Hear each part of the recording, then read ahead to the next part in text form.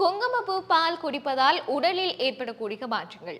பொதுவாகவே நாம் குளிர்காலத்தில் சூடான உணவுப் பொருட்களை எடுத்துக்கொள்வது வழக்கம். இவ்வாறு குளிர்காலத்தில் நாங்கள் வெப்பமான உணவை உட்கொள்வதற்கு காரணம், குளிராக காணப்படுகின்ற எமது உடலை வெப்பமான உணவுகளை உட்கொண்டால் உடல் வெப்பநிலை சீராக பேணப்படும் என்ற ஒரு நம்பிக்கை இருக்கின்றது.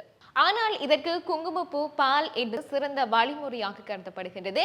இதை அருந்துவது பல வகையான நன்மைகளும் ஏற்படுகின்றது. இந்த குங்குமப்பூ பாலில் பொட்டாசியம், கால்சியம், விட்டமின் சி போன்ற சத்துக்கள் அதிக அளவில் உள்ளடங்கி இருக்கின்றது. அந்த வகையில் இந்த பாலை அருந்துவதால் உடலில் எந்த வகையான நன்மை ஏற்படுகின்றது என்பதை பார்த்தால், குளிர்காலத்தில் குங்குமப்பூ பாலை அருந்துவதால் நோய் தாக்கங்களில் இருந்து விலகி இருக்க முடியும்.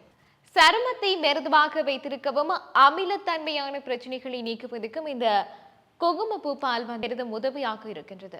அதே போன்று அலர்ஜி, சுவாச பிரச்சனை, தொண்டு நோய் போன்ற பல வகையான பிரச்சனைகளுக்கும் இந்த குங்குமப்பூ பால் என்பது தீர்வாக அமைந்து கொள்கின்றது. நாங்கள் அதிக அளவில் உட்கொள்கின்ற உணவுகளை நமது உடலுக்கு நன்மை பயக்கக்கூடிய உணவுகளாக உட்கொள்ள வேண்டும்.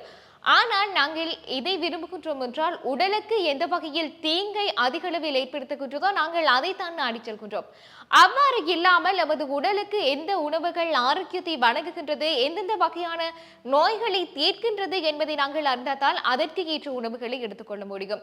ஆனால் சிலர் இருக்கின்றார்கள், அதை எல்லாத்தையும் விடுத்து தாங்கள் விரும்பிய உணவுகளை உட்கொள்வார்கள். ஏனென்றால் சில இயற்கையான உணவுகள் கசப்பாக கூட இருக்கும். ஆனால் அவர்கள் அதை விரும்ப மாட்டார்கள். ஏனென்று சொன்னால் தமது வாய்க்கு எது இதமாக இருக்கின்றதோ அதைத்தான் உட்கொள்வார்கள். ஆனால் அது அவர்களினுடைய எதிர்காலத்தில் எவ்வாறான பிரச்சனைகள், எவ்வாறான நோய்களை ஏற்படுத்தும் என்பது அவர்கள் அறிந்திருக்க மாட்டார்கள்.